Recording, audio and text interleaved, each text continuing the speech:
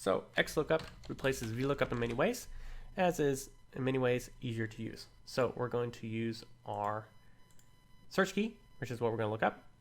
And then we're going to do our lookup range. So we want to find Jennifer's commission percentage.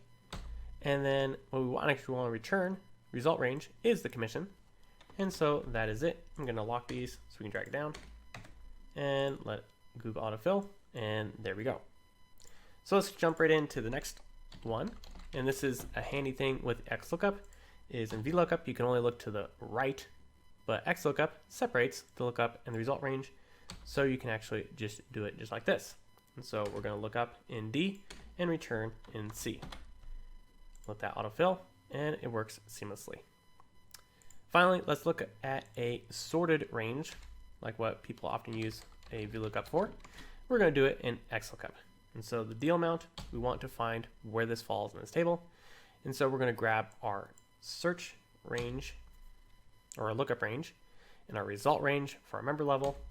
We're going to skip missing value for now and go to match mode. And the match mode for the sorted is -1. So I'm going to go ahead and lock these real quick. Let that autofill. And there we go. We have the appropriate member levels for each deal amount.